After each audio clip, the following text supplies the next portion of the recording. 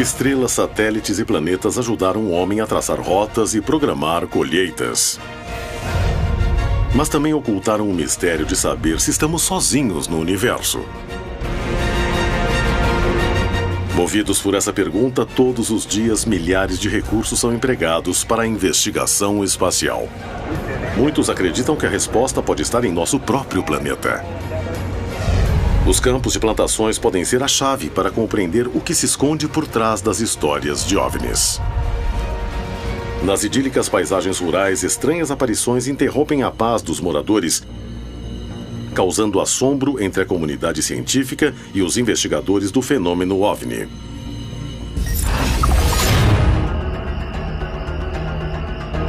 Em Buenos Aires, na Argentina, 7 investigadores estavam no campo estudando uma série de marcas no solo. Quando o lugar foi invadido por objetos luminosos que pareciam interagir com eles. Havia alguma relação entre as marcas e as luzes? Em Serra da Beleza, no Rio de Janeiro, Brasil, 2 homens viajam em direção a um estranho fenômeno. O que esse objeto fazia no meio do campo?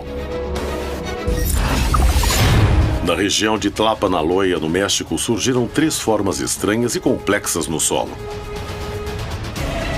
Um investigador resolve conhecer toda a verdade e utiliza métodos inovadores para descartar que foram feitas por humanos.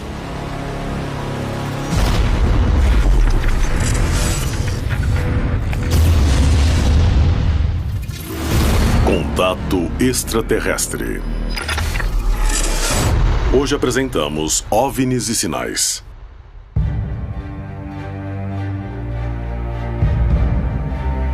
Para muitos, a presença extraterrestre ou de inteligências superiores ocorre há milhares de anos. Para outros, teve início em 1947. Seja como for, após mais de 70 anos, a pergunta que todos fazem é: o que querem?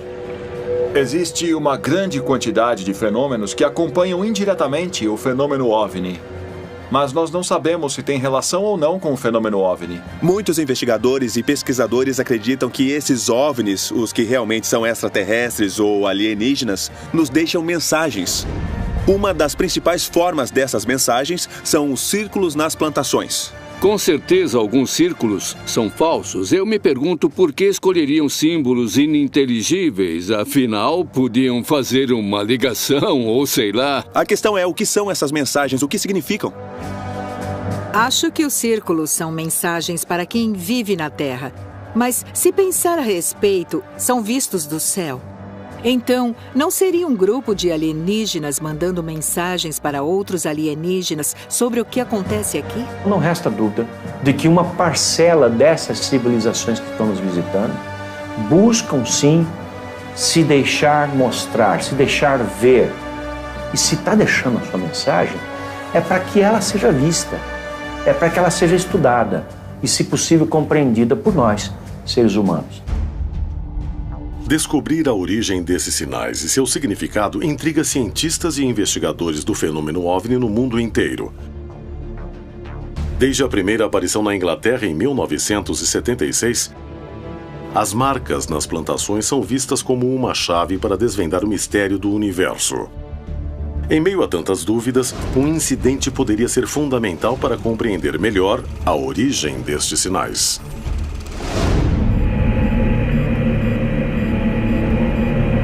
No dia 4 de março de 1986, 7 investigadores foram para a província de Buenos Aires, na Argentina, para estudar de perto uma série de fenômenos OVNI. A noite de vigília acabou sendo muito diferente do que tinham planejado. Em 4 de março de 86, foi mais um de tantos dias que íamos investigar no campo para ver alguma coisa. Mas foi um dia que ficou marcado para nós. Até hoje me lembro que foi o caso que mais me marcou e que me lembro como um encontro mais próximo entre o OVNI e o investigador. Luiz Burgo era um membro da FAO, um grupo de investigação do fenômeno OVNI que estudava uma série de relatos de luzes e marcas no solo. Seus mais de 15 anos de formação não o tinham preparado para imaginar o que ele e o restante do grupo estavam prestes a testemunhar.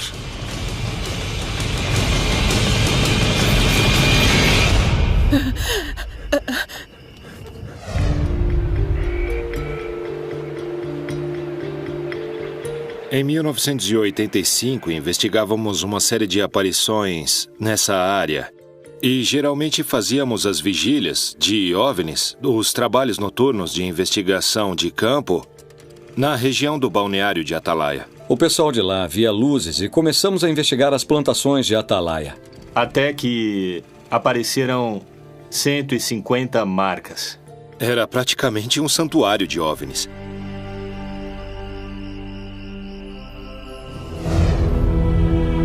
O grupo se reuniu no local combinado. No começo da estrada que chegava à plantação, onde haviam encontrado marcas no solo, cuja origem buscavam determinar. Nos reunimos, como sempre fazíamos, quando íamos até Atalaia para ver alguma coisa. Todos afirmavam ver OVNIs em Atalaia naquela época. Claro que isso também era sustentado pela imprensa. Era só abrir o jornal ou ver os noticiários na televisão e todos falavam do caso Atalaia.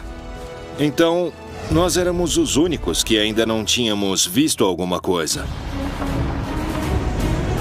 O caminho era longo e os carros avançavam com dificuldade. Mas eles não desistiram.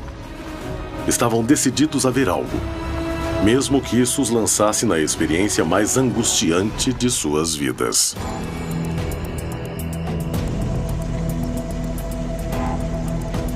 Nós fomos olhando e falando do fenômeno, querendo ver alguma coisa. Estávamos conversando normalmente, sem imaginar o que iria acontecer.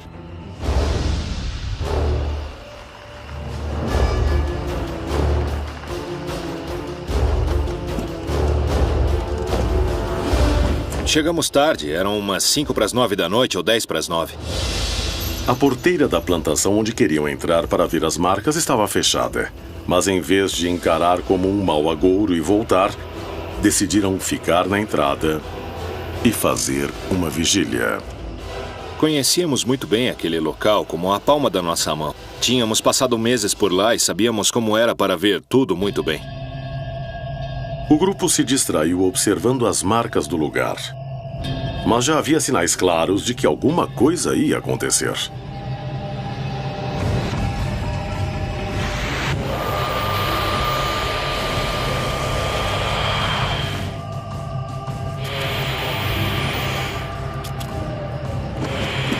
Logo que descemos dos carros, o Fernando falou: "Olhem aquilo."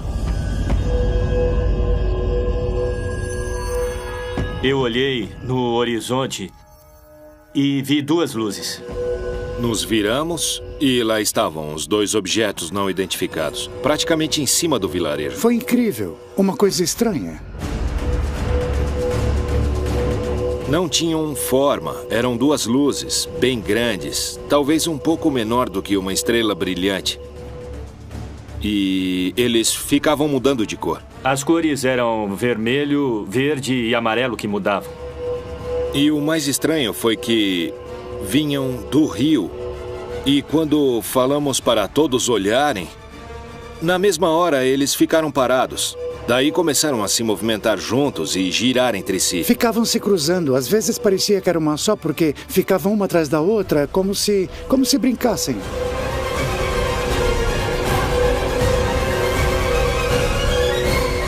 Foi um show de luzes que nunca pensei que aconteceria, que fosse ver. Eu queria que chegassem perto, porque eu não estava com medo. Então teve uma hora que eu falei para mim mesmo: nunca pensei que ia ver isso.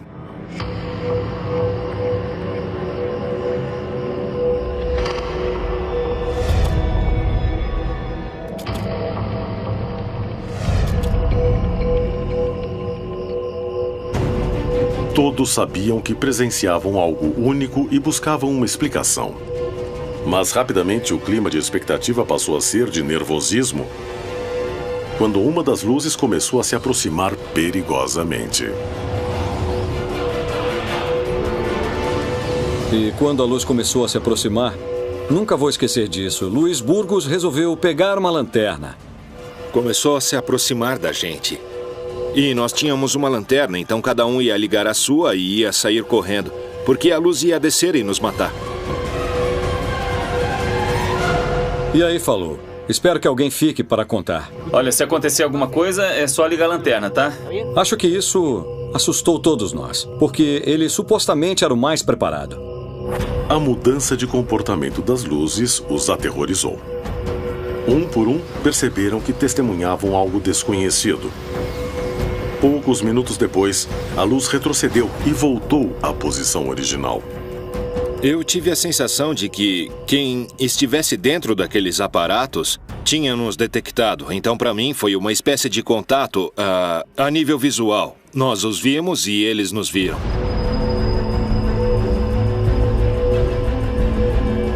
As duas luzes avançavam e cada vez mais ficavam sobre nós. Eu ouvi o Burgos dizendo, se vierem, cada um corre para um lado diferente. Sem saber da origem e das intenções das luzes, uma pessoa do grupo decidiu ligar o carro em que haviam chegado. Queria deixá-lo pronto para partir caso fosse necessário. Mas suas ações teriam repercussões inesperadas.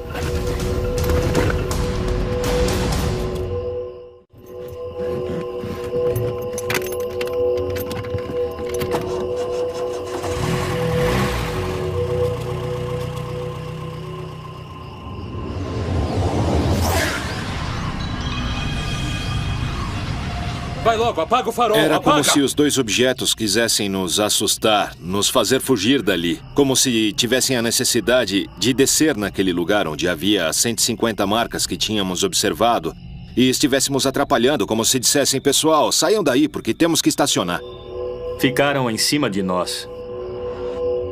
E atrás tinha umas 150 marcas. Burgos disse, olha, se eles querem descer, eu não acho que vão se importar se estamos aqui ou se tem vacas. Eles vão descer e pronto. Depois de vários minutos, quando parecia que as luzes iam aterrissar em frente a seus olhos, de repente começaram a subir, se distanciando do lugar. Alguns acharam que o pior já tinha passado, mas estavam apenas começando a vivenciar algo ainda mais misterioso. Eu continuei olhando as duas esferas menores. E aquelas duas esferas que estavam brincando começaram a subir e sumiram.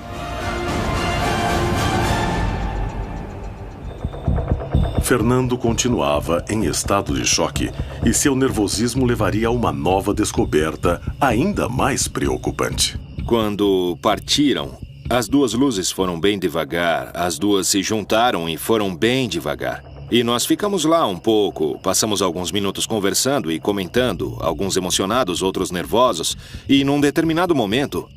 Meu filho gritou, olha aquilo lá. Os investigadores se tornaram protagonistas do caso mais espetacular que já tinham conhecido. No entanto, havia muito mais temor que alegria. O que poderia acontecer?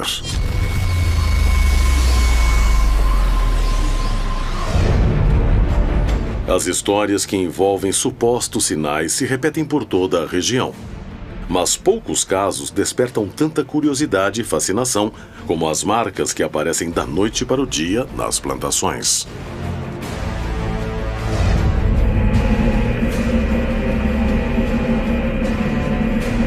Há muitos anos, o mundo se pergunta qual a origem dos agrogramas.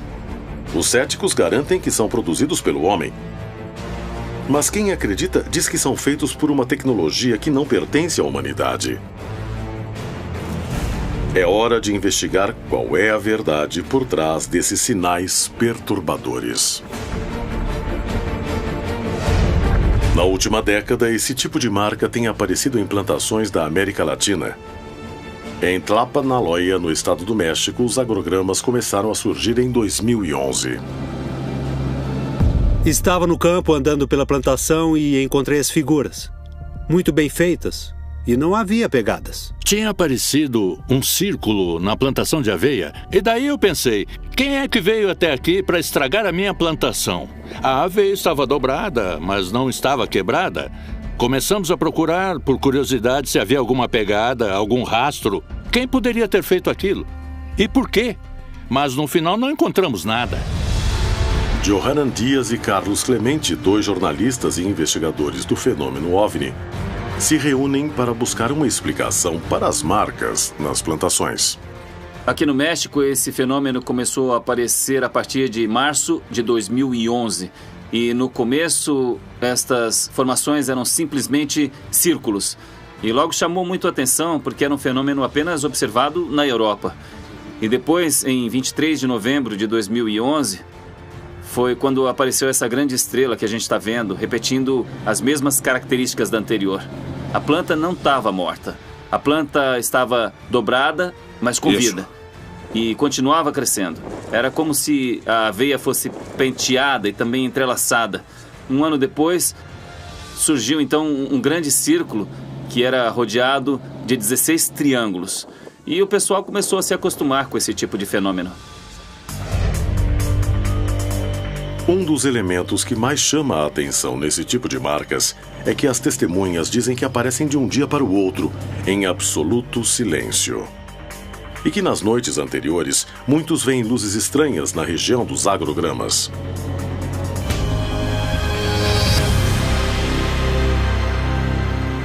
Johanan decide que é o momento de conseguir algumas provas e tentará fazer o mesmo tipo de marcas. Para isso, vai a uma plantação de aveia perto da cidade do México, onde 2 investigadores deverão produzir as marcas em apenas uma noite. Esta prova permitirá estabelecer até que ponto a mão do homem pode ser responsável por estes sinais.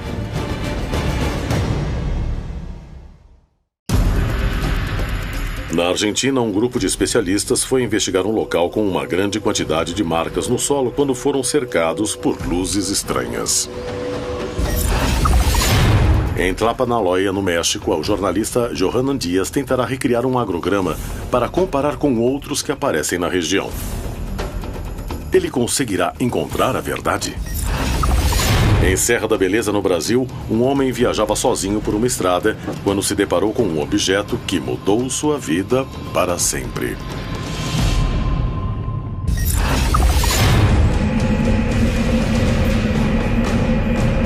No dia 4 de março de 1986, 7 investigadores do fenômeno OVNI realizavam uma vigília ao lado de uma plantação onde tinham encontrado mais de 150 marcas no solo, que atribuíram a objetos voadores não identificados. Pouco depois que chegaram, viram 2 luzes estranhas que começaram a se aproximar em grande velocidade, deixando todos em pânico. As luzes desapareceram, mas algo ainda mais ameaçador estava prestes a acontecer.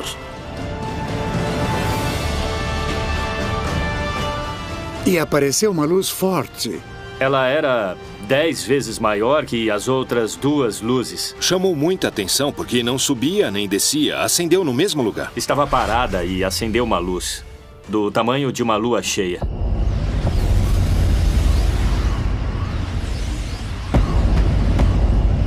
E eu vi que veio em nossa direção, de uma maneira ameaçadora. Branca, enorme e agressiva, como se fosse bater em nós. E aí o Rodolfo, que era um dos membros do nosso grupo, falou para nos jogarmos no chão.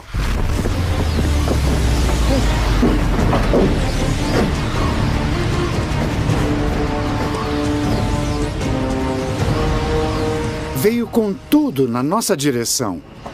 Ia pegar todo mundo. Não tinha saída. Todo mundo foi para debaixo dos carros e eu não. Eu queria que chegasse perto. Achei que fosse nos queimar. Me joguei no chão apavorado, achando que íamos desaparecer.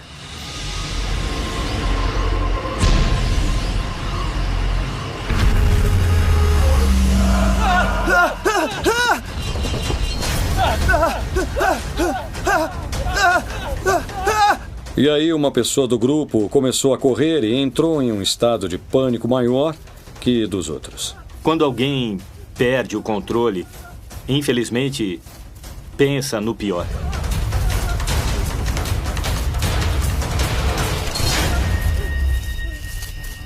Enquanto Ana tentava acalmar Fernando, Avelino tentava tirar uma foto do que via. Era a foto mais difícil de sua vida. Foquei a câmera e quando ia apertar o botão, apagou. Eu ouvi Burgos falando, isso fez a luz apagar. E era verdade. Foram menos de 5 minutos. E o fenômeno chegou ao fim. A primeira coisa que Burgos falou foi, você perdeu a foto. E o que é que eu podia fazer? Não deu tempo. Não deu tempo. E apagou. Assim como apareceu, se apagou. Depois que a luz desapareceu, o grupo se reuniu novamente. Tentavam entender o que tinha acontecido. Chegamos à conclusão de que, quando chegamos lá naquela noite, o objeto já devia estar ali. Vai saber há quanto tempo. Quero dizer, não desceu nem subiu, ele apareceu e acendeu. A luz havia desaparecido, mas pensaram na hipótese do objeto estar camuflado. E Avelino tirou uma foto, mesmo sem ver nada no céu. Quando revelei as fotos, no lugar da luz, apareceu uma esfera escura, que estava lá, mas ninguém viu. Isso nos deu a ideia de que, quando apagou a luz, o objeto se aproximou do grupo. Então nós ficamos a uma distância muito pequena, porque seria impossível ter captado o objeto, ainda mais com a escuridão da noite. Eu senti um medo do desconhecido. Achava que estava preparado, buscava isso. Mas quando apareceu, na verdade, eu não estava preparado. Depois dessa experiência, eu sempre olho para cima. Você começa a considerar algumas coisas depois. Se estavam tripulados, se havia alguém, por que veio para cima de nós? Um monte de perguntas que depois, com o tempo, ficam na sua cabeça até o dia em que você morrer. A noite de 4 de março de 1986 ainda guarda mistérios que os investigadores não puderam resolver. Os acontecimentos dessa noite provam que estamos diante da presença de seres de outros planetas ou se trata de eventos explicáveis. Havia uma relação entre as quase 200 marcas que apareceram no solo e as luzes que apareceram naquela noite? O caso que ocorreu em Atalaia não é o único da região em que testemunhas encontraram marcas estranhas na Terra. O fenômeno dos agrogramas apareceu na Inglaterra em 1976. Desde então, essas estranhas marcas despertam o fascínio da população e intrigam a comunidade científica, que ainda discute quem as fez, com que finalidade, qual o significado. Poderiam ser produzidas pelo homem. Utilizam a proporção áurea, usam as mesmas figuras geométricas que nós, a distribuição espacial das figuras, seja qual forem os signos que retratam o significado deles. Quem os faz tem uma mentalidade e uma cosmovisão muito parecida com a nossa. Até onde é possível serem feitas pelo homem? Seriam algum tipo de mensagem? Eu não sei se há uma mensagem para a raça humana de extraterrestres. Eles são provocados por uma inteligência.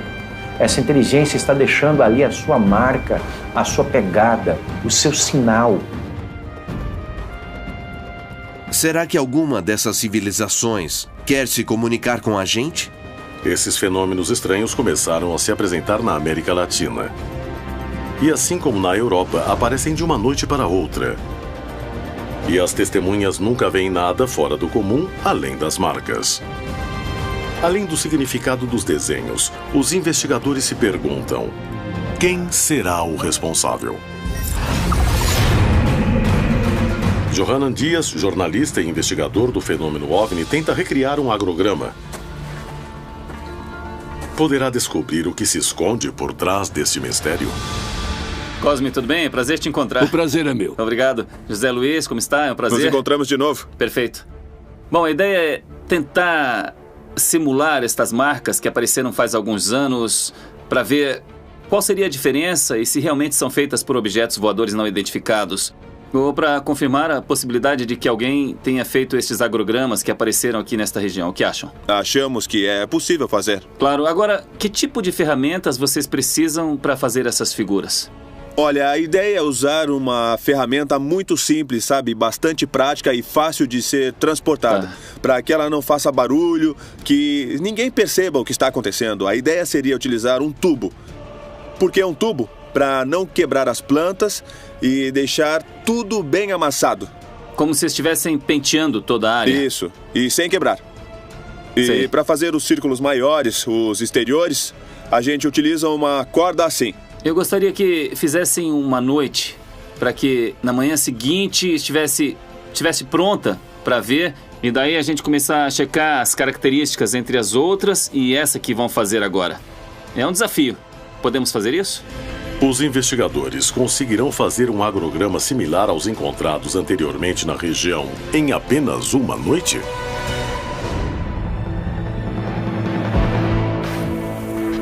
Os dois investigadores trabalham durante a noite.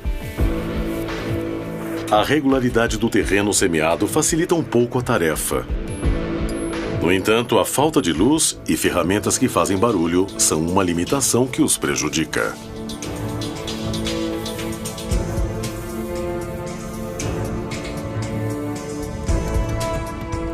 Nós decidimos fazer de uma maneira que fosse muito simples. Usamos ferramentas que deixem o mínimo de marcas possível e para fazer de uma forma mais portátil. Eu acho que nós vamos ter êxito. E no final, as figuras que nós fizemos se assemelham muito com outras figuras. Após uma noite de trabalho, os especialistas deixaram as marcas prontas para analisá-las na manhã seguinte. Conseguiram descobrir o mistério por trás dos agrogramas? Será que existem mesmo sinais que confirmem que somos visitados por seres de outros mundos? No Brasil, na Serra da Beleza, um homem dirigia sozinho em uma estrada à noite. Uma luz potente foi uma das maiores surpresas de sua vida. Há alguns anos começaram a aparecer agrogramas na América Latina. E o México é um dos países onde mais foram encontrados. Enquanto os céticos garantem que não passam de marcas feitas pelo homem, outros sustentam que são o trabalho de uma tecnologia que não pertence à humanidade. Johanan Dias, jornalista e investigador do fenômeno OVNI, se dispôs a resolver essa dúvida, ao tentar fabricar marcas similares em tempo recorde. Na manhã seguinte, após terminar os trabalhos na plantação de aveia, uma equipe sobrevoa o local para registrar o resultado. Johanan chega ao lugar acompanhado das testemunhas que viram as marcas originais. Eles serão a chave para estabelecer se o agrograma que acabou de ser feito se assemelha aos que foram achados na região em 3 ocasiões. O formato das que vimos e as de hoje são uns 90% diferentes, facilmente, uns 90%. Não era bem assim. Não, antes não. Não é igual, parecido, mas não é igual. Não parece com o jeito que estava quando encontramos, sem deixar marcas. E aqui tem marcas e também estão quebradas. Não sabemos quem fez, por que fez e continuamos na mesma. As testemunhas acreditam que as marcas não se parecem. As plantas não estão dobradas, mas sim quebradas. Essa opinião é muito valiosa para a investigação de Dias. Johanan Dias encontra o jornalista e investigador Carlos Clemente para analisar as imagens aéreas do agrograma. E chegam a conclusões reveladoras. Parece perfeito. Quer dizer, não tem nenhuma diferença com os que apareceram antes na região. Na verdade, não há nenhuma diferença, porque de cima parecem praticamente iguais, né? Iguais, sim. Inclusive com muita simetria, não estão mal feitos. Isso vendo de cima.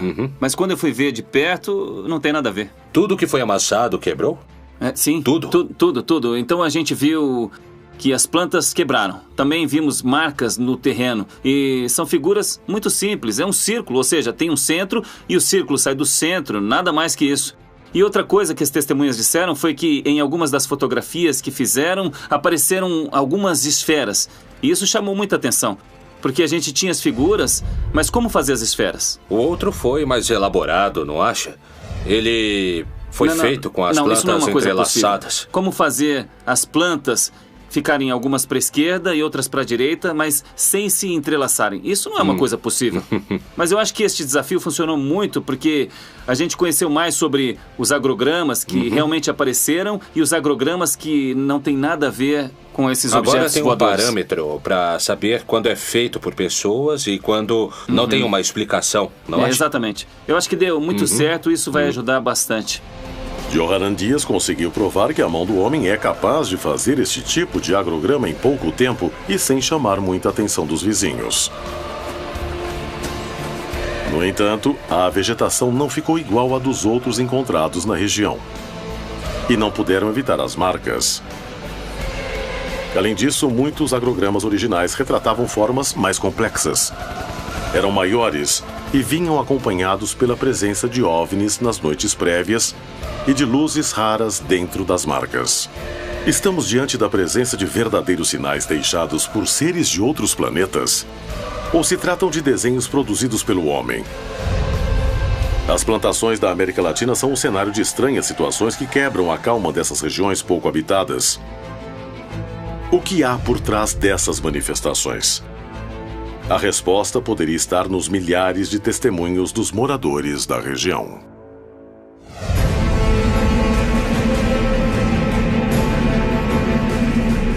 Em uma noite fria de 1988, na Serra da Beleza, no Rio de Janeiro, Brasil, Alexandre dirigia totalmente sozinho por uma estrada quando teve uma experiência que o marcaria para sempre.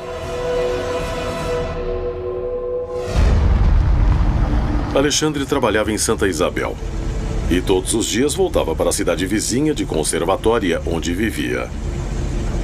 No entanto, ele não sabia que essa viagem estava prestes a se tornar algo que fugia totalmente de sua rotina. Eu era bancário na época. Numa sexta-feira eu fiquei até mais tarde no banco e vim embora nessa sexta-feira por volta de 10h30 da noite, 10h30 da noite.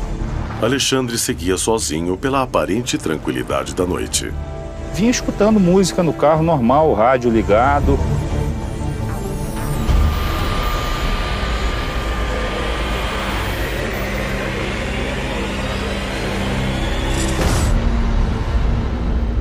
Vindo na estrada, eu notei no alto da serra aquela luz por detrás da montanha. É a Serra do Cavalo Russo, uma montanha de pedra e que essa montanha parecia ser a lua por detrás da montanha. A lua surgindo, né? Em vez de parar o carro, Alexandre abandonou o bom senso e começou a avançar até ficar frente a frente com a luz estranha. Quando eu cheguei na curva, notei que a lua não surgia por detrás da montanha. Então, fiquei olhando aquilo e parei o Jeep. Era só como se fosse uma luz fluorescente, em cima da montanha. Até então, eu não tinha certeza do que era.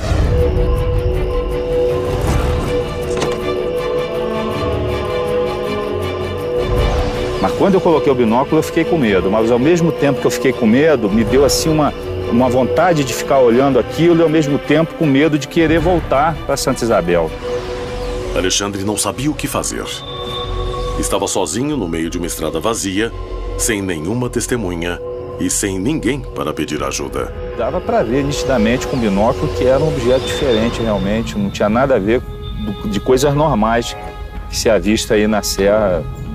Era realmente totalmente diferente do que eu já vi em toda a minha vida. Era um prato de cabeça para baixo, ao contrário, e cheio de luzes em volta. Eu botava o binóculo e via essa luz girando em volta do prato. Aí realmente eu senti medo.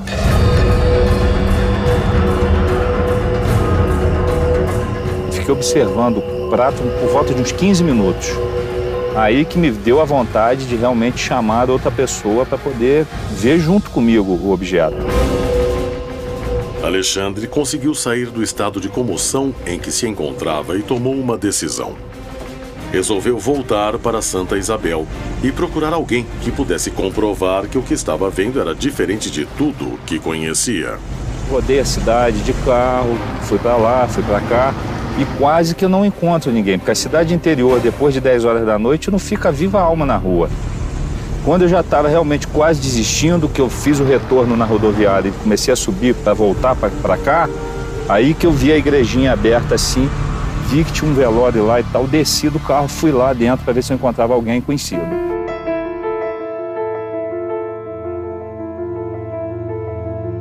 Era um velório de uma senhora que tinha falecido em Santa Isabel, devia ter umas 8 ou 9 pessoas.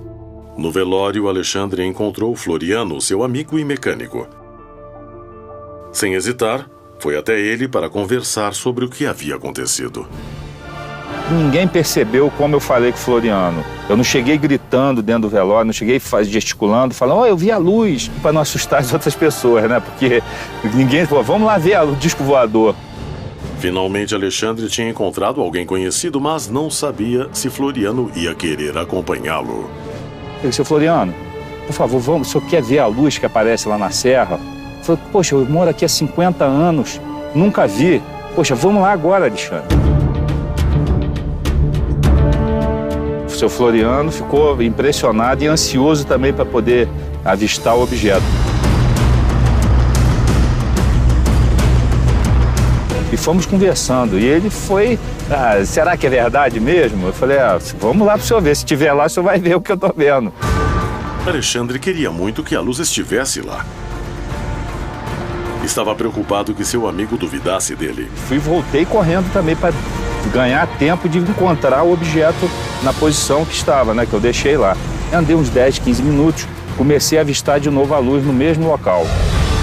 Os dois se aproximavam de um perigo que não parecia deste mundo. A luz estranha continuava no lugar e eles não mediram consequências para investigar o que estava acontecendo.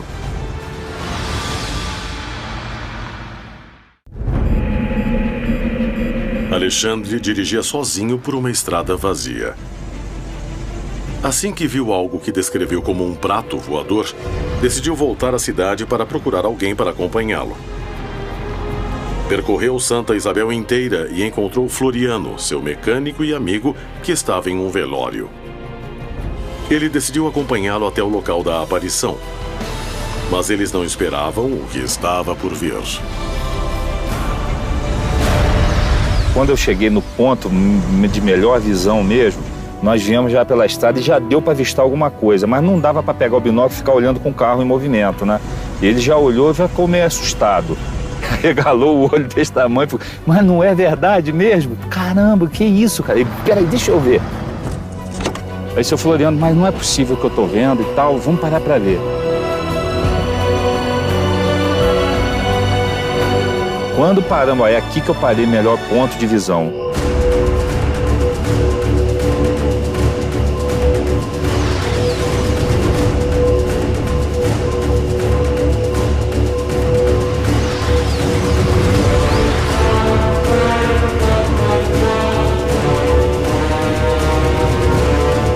Ele olhou, botou o binóculo, ficou impressionado. Ficamos uns 15 a 20 minutos vendo essa luz lá. Nós notamos que o objeto não modificava mesmo, ele ficou parado, estático, e aquelas luzes girando. Nós ficamos nisso daí uns 20 a 30 minutos, meia hora, mais ou menos. Aí eu falei, sabe da coisa, vamos embora, vamos deixar isso pra lá. O que adianta? O que nós vamos fazer? Nós vamos chegar próximo demais, não vai levar a nada também. Não tem como documentar isso. O tempo passava, o objeto continuava lá. E Alexandre tomou uma decisão baseado no que sentia. Daqui pra frente eu não vou mais, Floriano, porque eu já tô com medo, não tô me sentindo bem, sei lá, me assustou. Aí o Floriano, faz o seguinte, então, vamos embora pra Santa Isabel e lá você não vai voltar mais hoje pra conservatória, porque é perigoso, sim, a gente não sabe o que isso pode fazer. O temor que Alexandre sentiu foi tão grande que ele seguiu o conselho do amigo e resolveu não voltar para casa naquela noite. A experiência foi tão forte que não apenas decidiu não voltar sozinho, mas também mudou sua vida para sempre. Privilegiados realmente de ter visto isso. Hoje em dia eu tenho uma outra concepção mesmo de disco voador, o que é realmente o disco voador, né? O OVNI. E se você observar, você vai ver sim alguma coisa diferente, se as pessoas passarem a observar melhor, né? Ao redor. As vastas terras pouco povoadas do território latino-americano guardam milhares de experiências como a de Alexandre e Floriano. Testemunhas privilegiadas e casuais de eventos que a ciência não consegue explicar. Quantos eventos ainda mais estranhos podem estar ocorrendo no continente, diante da solidão da noite? Plantações marcadas da noite para o dia. Figuras complexas. dúvidas na comunidade científica, testemunhos que narram a presença de luzes. Mas qual é seu significado? Qual sua importância? E, acima de tudo, qual é sua origem? Os agrogramas são figuras misteriosas que costumam aparecer nas plantações. Eu não me atreveria a afirmar como são feitos e nem posso afirmar que são obras de seres de outros mundos. Para mim, são simplesmente um enigma. Não se tem ainda absoluta certeza de que esses crop circles têm uma associação direta com UFOs. Muito embora, no aparecimento destes círculos, se tem relato de que pessoas têm observado UFOs no céu. Todas as culturas do mundo, em diferentes etapas, quiseram se comunicar com os deuses. Agora, com as evidências encontradas em plantações, pode parecer que são os deuses que querem se comunicar conosco. Digo isso no sentido metafórico. Acredito que este é o problema da busca incessante de saber quem somos e o que queremos. Na minha visão, se existe comunicação entre duas civilizações, a primeira coisa que precisa ser feita é ensinar um alfabeto. E talvez, quem sabe, se houver uma mensagem, em primeiro lugar, é tentar nos ensinar um alfabeto alienígena para que no futuro nós possamos nos comunicar. Decifrá-los, tentar entender o que eles significam, talvez seja tentar decifrar a mensagem de um grupo de civilizações que há muito tempo nos observa. Os agrogramas são um dos maiores enigmas que cercam o fenômeno OVNI. Estabelecer sua origem e significado desafia a comunidade científica. Estamos diante de marcas feitas por seres de outro planeta? Descobrir a verdade por trás das histórias de OVNIs pode ser a prova que nos permite estabelecer se estamos sozinhos ou não no universo. Algum dia o homem poderá dar uma resposta a esse mistério? Quantos eventos ainda mais estranhos podem estar ocorrendo no continente diante da solidão da noite?